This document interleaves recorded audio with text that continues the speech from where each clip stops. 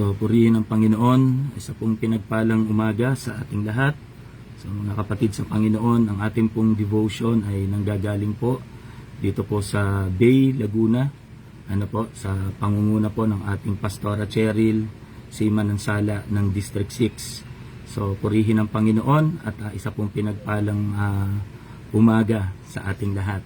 Hallelujah. So, ngayon ngayong umaga po, hindi po ako makakaawit, pero meron po akong gustong ipanood na video sa inyo, regarding po dun sa ating pag-uusapan. Hallelujah. So, pagpaumanhin po ninyo, medyo masakit po yung aking lalamunan. Hallelujah. So, isa pong pinagpalang umaga sa ating lahat. Purihin ang Panginoon. So, panoorin po natin itong maikling video na ito. Praise the Lord.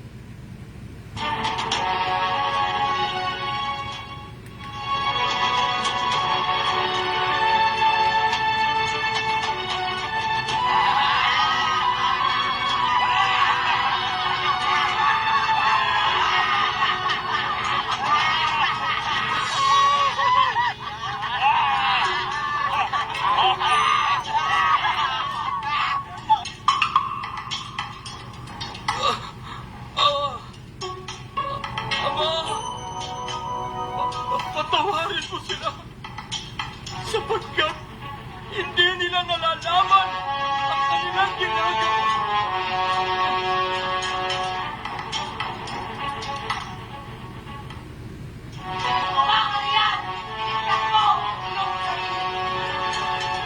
Hindi ka ba nahihiya sa sinasabi mo? Kaya tayo nakapagod dito dahil may kasalanan tayo. Pero ang taong ito'y walang kasalanan. Panginoon Jesus, alalahanin mo ako sa panahon na ika'y naghahari na sa iyong paraiso.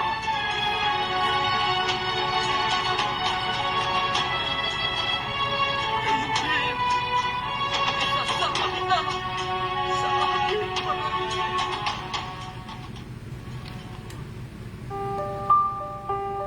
Babae, narito ang iyong anak. Narito ang iyong ina.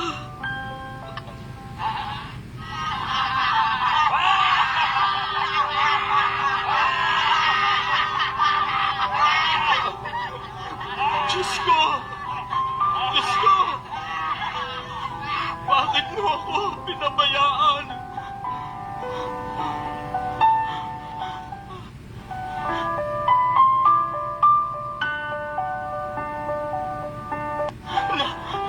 Nauuhaw ako.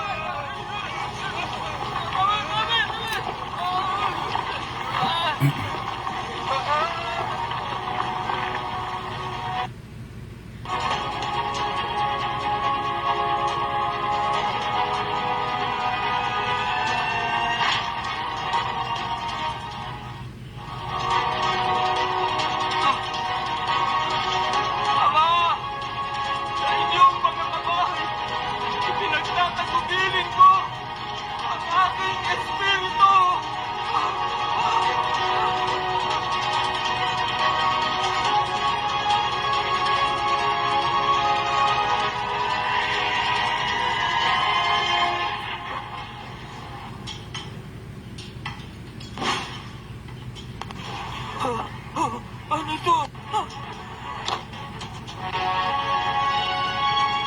Tunay nga mo siya ang anak ng Diyos.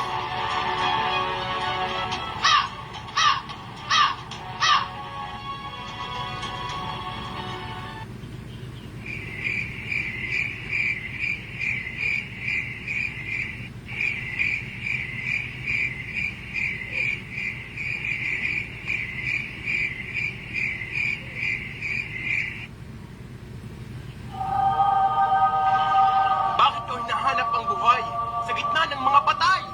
Wala na siya rito. Siya'y muling nabuhay.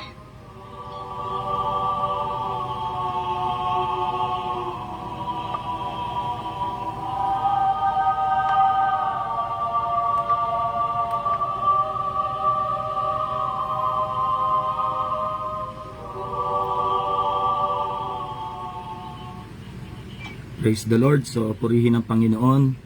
So, yung pong napanood natin, mga kapatid, ay ipinresent po namin ng aming pong Sunday School nung nakaraang taon pa po. Hallelujah. At ito po ay nagagamit po namin every time na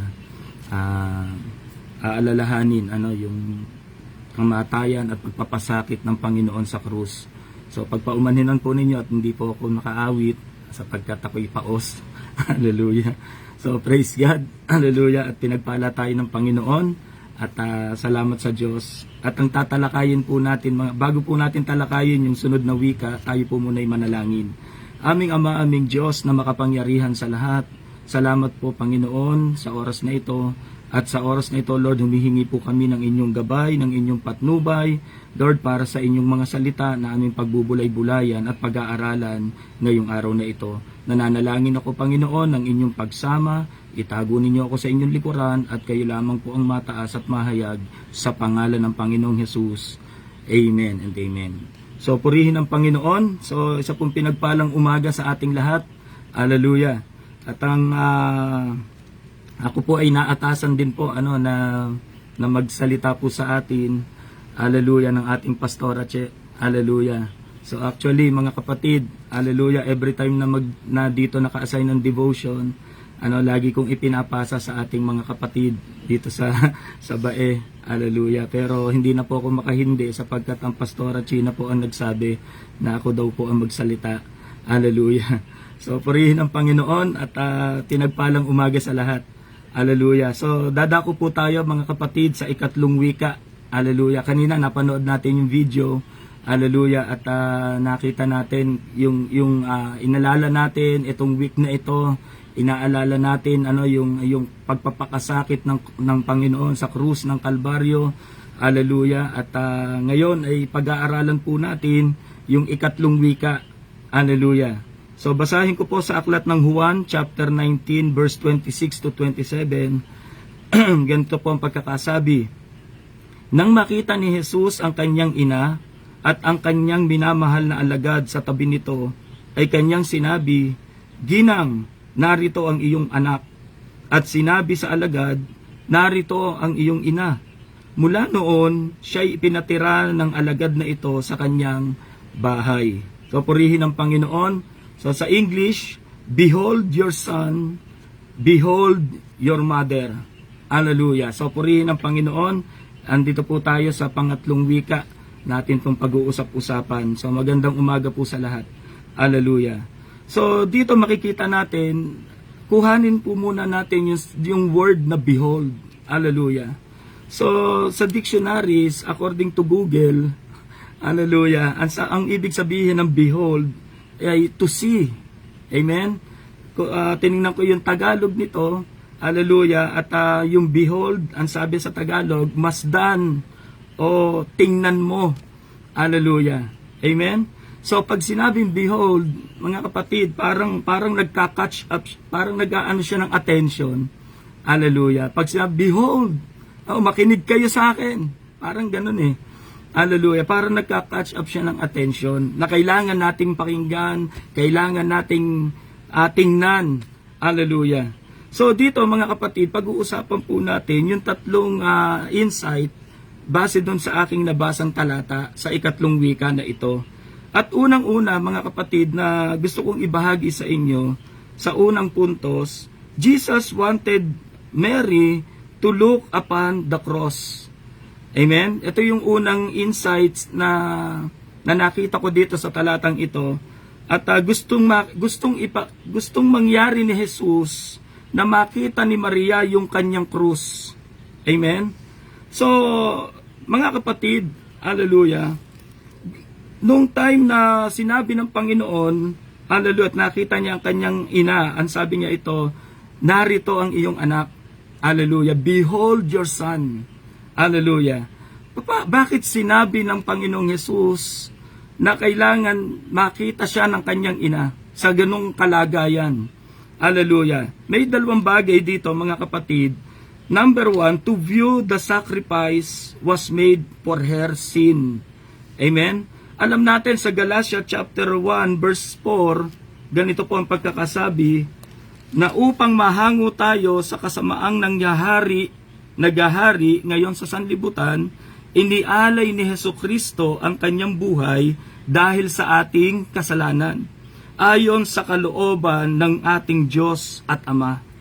So ibig sabihin, mga kapatid, nais ipakita ng Panginoong Hesus sa kanyang ina na eto na, hallelujah, eto na yung sinasabi, nasasaad sa kasulatan, na ako ay mamamatay, ako ay magiging sakripisyong tupa, ako ay magiging kordero ng Diyos na mag-aalis ng kasalanan ng sanlibutan.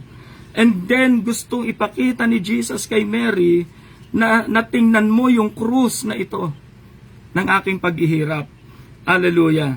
So malinaw ng mga kapatid na ang paghihirap na ito na dinaranas ng Panginoon ay kalooban ng Ama sa langit. At ito ay mababasa rin po natin sa Isaiah chapter 53 verse 10. Ganito po ang pagkakasabi. Sinabi ni Yahweh, ang kanyang paghihirap ay kalooban ko. Inihandog niya ang sarili upang sa pamamagitan noon ay magkaroon ng kapatawaran, dahil dito'y mabubuhay siya ng matagal. Purihin ang Panginoon. So ibig sabihin, mga kapatid, doon sa kanyang hirap na dinaranas sa krus, hallelujah, lahat ng pasakit, lahat ng hirap, lahat ng hagupit, lahat ng sugat, lahat ng latay, lahat ng dumanak na dugo ay kalooban ng Ama sa langit. Hallelujah. At gusto ng Panginoong Hesus na makita ni Maria, tumingin ka sa krus. Behold your son. Tingnan mo ako hindi lang bilang anak, kundi bilang tagapagligtas. Amen? Hallelujah. Gustong ipakita ni Jesus, kaya nga behold kaya nga to see, tingnan mo. Hallelujah. Para siyang parang command na salita Tingnan mo ang iyong anak. Hindi lang ako basta anak mo ngayon. Ako'y tagapagligtas mo. Amen. Hallelujah. So Jesus wanted Mary to look upon the cross. Hallelujah. So kagaya natin, mga kapatid, ng mga Kristiyano, hallelujah, napakahalaga na tayo ay binabalikan natin yung panahong ito. Hallelujah. Naalala ko merong isang preacher na nagsalita. Ang sabi niya, kapag ikaw ay tumitingin sa krus at wala ka nang nararamdaman, may problema ka na sa iyong spiritual life. Amen? Hallelujah. Sapagkat every time na nakikita natin ang krus ng Panginoon, nare-refresh, nare-remind tayo sa kabutihan at pagpapakasakit ng Panginoon sa krus ng Kalbaryo. Kaya pag ikaw ay nangihinang Kristiyano, pag tumingin ka sa krus ng Panginoon, tiyak lalakas ka. Amen? Tiyak palalakasin ka ng Panginoon. Kapag sa panahon nangihina ka, sa panahon na gusto mo nang give up, look upon the cross of Jesus. Amen? Hallelujah. Kaya nga ito yung unang puntos na gusto ko i-share sa inyo. Jesus wanted Mary to look upon the cross. Na gustong sabihin ng Panginoon kay Mary, Mary, hindi mo lang ako anak ngayon. Ako na ang tagapagligtas. Ako na yung Savior.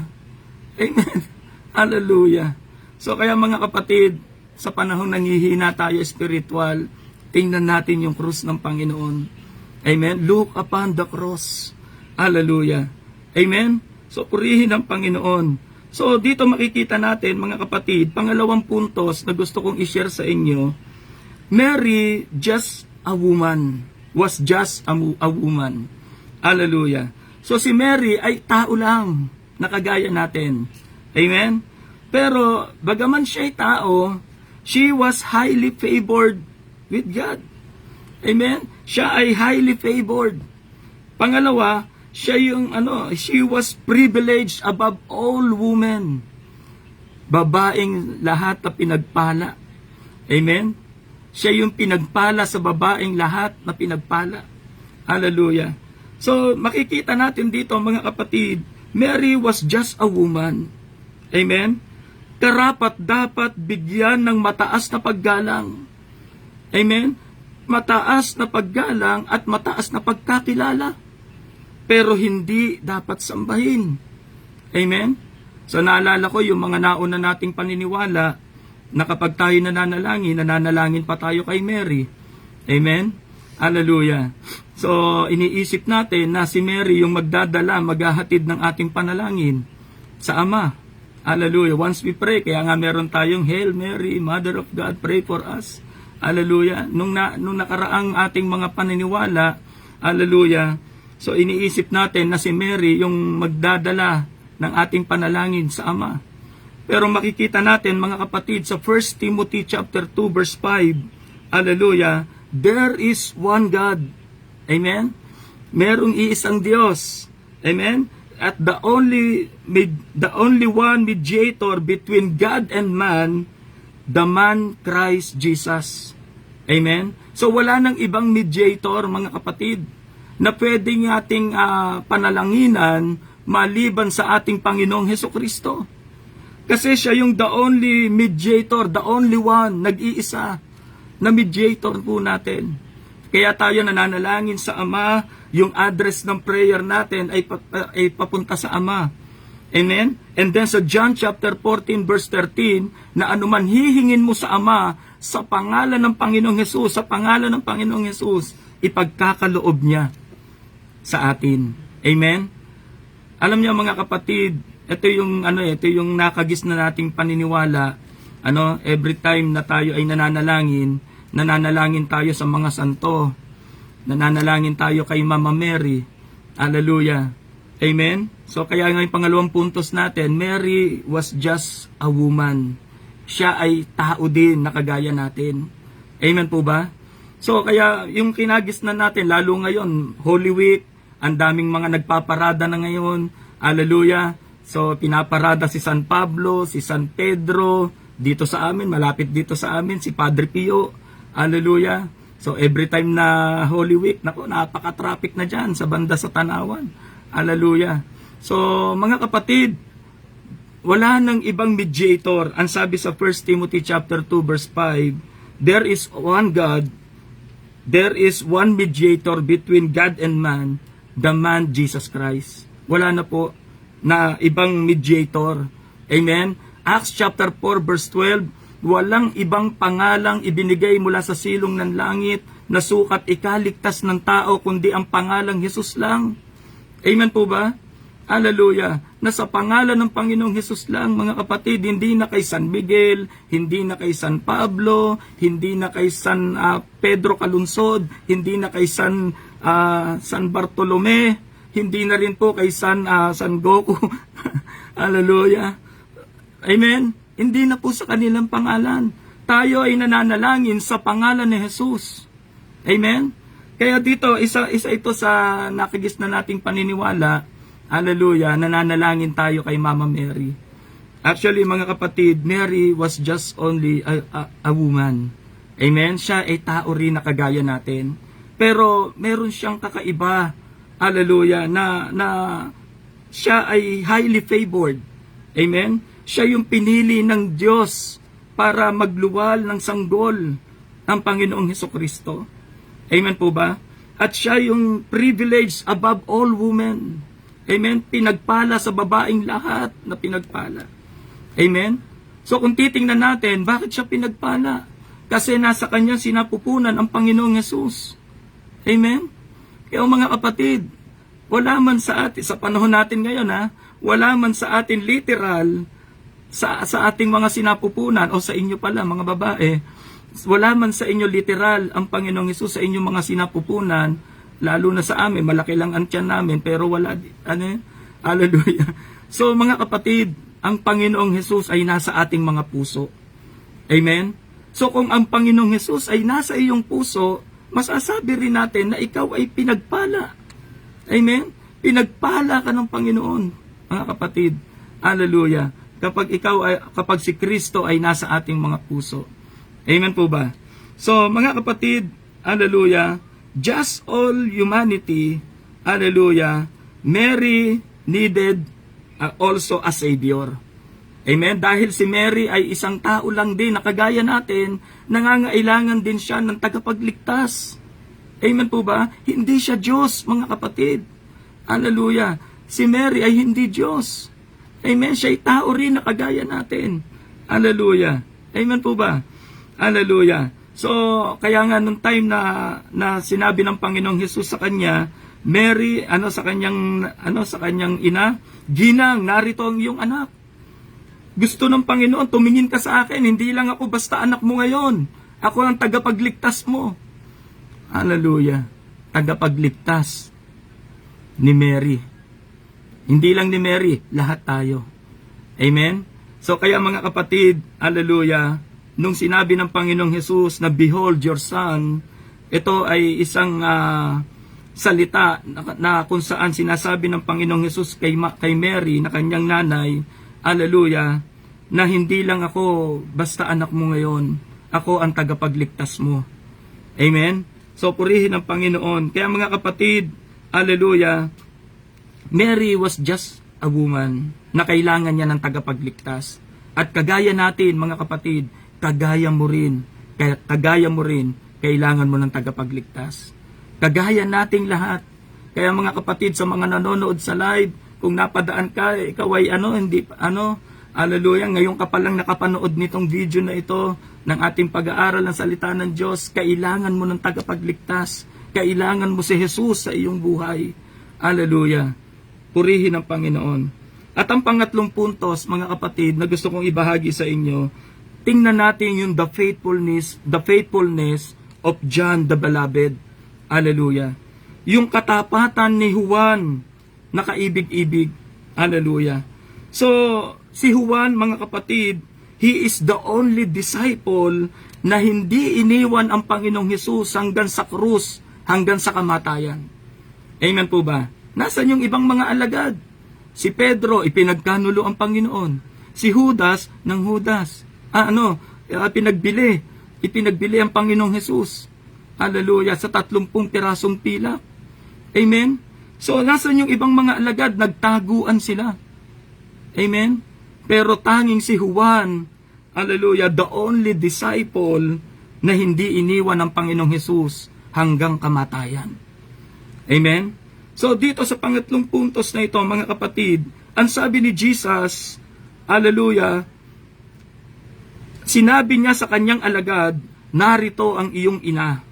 Amen? Behold your mother. Ang pinakausap dito ng Panginoon ay yung kanyang disciple, si Juan. Amen? At dito makikita natin sa verse 7, mula noon, siya'y pinatira ng alagad na ito sa kanyang bahay. Si Maria ay pinatira ng alagad na ito sa kanyang bahay. Amen? Kung meron pa tayong pagkakatiwalaan, hallelujah, sa panahong ito, siguro nakita ng Panginoong Hesus yung katapatan ni Juan, na itong si Juan hindi nang iiwan. Amen? Itong si Juan hindi siya nang iiwan. Kahit anong hirap, kahit sa kamatayan, hindi iniwan ng Panginoon. Amen? At kung meron man pagtitiwalaan ng Diyos, mga kapatid, yung mapagkakatiwalaan. Amen? Kung meron man pagkakatiwalaan ng Panginoon, hallelujah, yung isang Kristiyano na hindi iiwanan ng Panginoon hanggang kamatayan. Amen? Ang sabi ni Apostol Pablo, for me to live is Christ, and to die is gain. Amen? Mga kapatid, naalala ko, nung ako ay high school, hallelujah, ako kasi nung ako'y bata, masyado akong bully. Meron kami binubuli noon na kaklase ko, na maliit na syempre maliit, hallelujah, mabubuli mo ba yung malaki? Hallelujah. Nung binubuli namin yon, hallelujah, iyak siya ng iyak. Hallelujah. Pero nung nagkaroon ng PTA meeting ang school, pumunta yung kanyang tatay, ang laki ng tatay. Hallelujah. Ang taba, ang laki ng katawan. Hallelujah. Tapos kami, hindi na kami makapambuli. Hallelujah. Nandun yung tatay eh. Hallelujah. Amen. So mga kapatid, hallelujah. So dito makikita natin, hallelujah, na kapag tayo mga Kristiyano, ang motto natin ay kagaya ng kay Paul, for me to live is Christ and to die is gain, walang magagawa si Satanas. Amen? Kahit buhay at kamatayan, hindi mo iiwanan ng Panginoon. Amen po ba? Hallelujah. Hindi natin iiwanan ng Panginoon. Kahit anong mangyari, hallelujah, dahil kasama mo ang Panginoon, hindi mo iiwanan ng Panginoon. Kaya may mga pagkakataon, ako, hindi ko alam kung naranasan din ng bawat isa sa inyo. Hallelujah. Ako personally, bilang pastor, may pagkakataon nararanasan ko na parang sa loob ko, parang hirap na hirap ako, gusto kong give up. Hallelujah. Pero mga kapatid, hallelujah, pag tinitingnan natin yung krus ng Panginoon, nare-refresh tayo. Hallelujah. At lalo na kapag nakita natin yung ginawa ni Juan, kaibig-ibig, na hindi niya iniwan ng Panginoon hanggang sa krus, hanggang sa kamatayan. Hallelujah. Ganito ang dapat maging attitude ng isang Kristiyano sa panahon ngayon. Hindi mo iiwanan ng Panginoon kahit mahirap ang pagsubok, kahit mahirap ang pinagdadaanan mo, kahit walang pera, kahit walang sustento. Hallelujah. Hindi natin iiwanan ng Panginoon. Hindi mo iiwanan ng paglilingkod sa Panginoon. Amen? Hallelujah. So, inihabilin ng Panginoong Hesus ang kanyang ina kay Juan dahil nakita nito ang kanyang katapatan. Amen? Hallelujah. Amen po ba? So, purihin ng Panginoon. Kaya mga kapatid, ito po yung tatlong bagay na gusto ko ibahagi sa inyo. Hallelujah. Behold your son. At sinabi niya sa kanyang disipulo, behold your mother. Hallelujah. Kaya mga kapatid, lahat tayo, kailangan natin ng kaligtasan mula sa Panginoon. Hallelujah. At gusto sabihin ng Panginoon kay Maria, that moment, that time, na Maria, hindi mo lang ako anak ngayon, ako ang iyong tagapagligtas. Hallelujah. So, tagapagligtas po nating lahat ang ating Panginoon. Yung ginagawa niyang pagpapakasakit sa krus ng Kalbaryo, tinapos niya. Hallelujah. Amen? Hanggang siya'y mabuhay na maguli. Hallelujah. So, purihin ang Panginoon. Kaya mga kapatid, hallelujah, ito po yung mensahe na gusto kong iparating sa inyo. Sa ikatlong wika, hallelujah, na tayo, hallelujah, oo, si Maria, hallelujah, he is worthy sa lahat ng mataas na paggalang at pagkakilala, pero hindi siya dapat sambahin. Amen? Sapagkat ang pagsamba ay nauukol lamang tanging sa Diyos. Amen? So purihin ang pangalan ng Panginoon, pinagpalang umaga sa bawat isa po sa atin. Tayo po ay manalangin. Hallelujah. Aming Ama, aming Diyos na makapangyarihan sa lahat, salamat po sa inyong mga salita na amin na pagbulay-bulayan at nananalangin po kami, Lord, na ang inyong mga mensahe, Lord God, at sa mga tinatalakay po namin na 7 last word, Lord, ay patuloy na magrema sa aming mga puso at maalala namin, Panginoon, Lord, ang inyong pagpapakasakit diyan sa krus ng Kalbaryo. Panginoon, at dahil doon nagkaroon kami ng ganap na kaligtasan mula sa inyo. Kaya Lord, pagpalain po ninyo, Panginoon, ang mga susunod pa na magsasalita, Lord God, sa bawat araw, Panginoon. At ako po ay nananalangin, Panginoon, na patuloy na ipadaman niyo po sa bawat isa po sa amin ang mga nanonood sa loob at labas ng bansa, Panginoon, sa bawat believer, sa bawat kumikilala sa iyo, Lord God, ang kapangyarihan ng inyong kamatayan sa krus, Lord, ay patuloy na mangyari sa bawat isa po sa amin. Lord God, at ang nananalangin po ako, Panginoon, Lord, sa aming Pundoro Faith Organization, O Diyos, mula po sa aming leader, Pastor Joseph Masaredo, ang kanyang buong sambahayan, Lord God, pagpapala po ay patuloy na sumakanila, Panginoon. Pagpalain niyo rin po, Panginoon, Lord, yung next generation, Panginoon, ng mga Masaredo, Lord God, na magpapatuloy, Panginoon, Lord, ng pananampalataya po, Panginoon, ng aming pong organization. Lord, ilalapit na rin po namin sa inyo, Panginoon, maging si Mami Mars, ang kalakasan ay patuloy niyo ipagkaloob po sa kanya, Panginoon. At nananalangin din po kami patuloy, Lord, sa aming pong mga district supervisors, from District 1 to District 9, Lord God.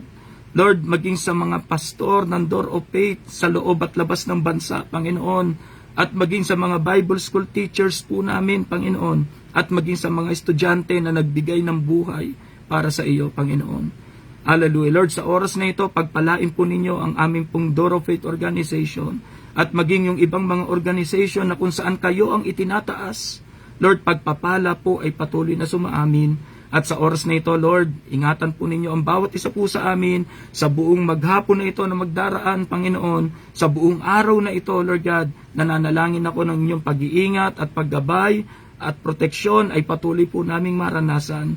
Maraming pong salamat at ang kalakasan, ang pag-ibig, kapayapaan ay patuloy na sumaaming lahat.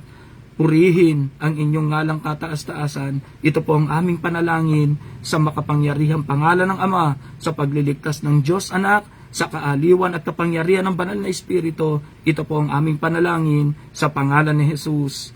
Amen and amen. So purihin po ang Panginoon. Isa pong pinagpalang umagang muli sa bawat isa po sa atin. So to God be all the glory. Sa Diyos po ang papuri. Hallelujah.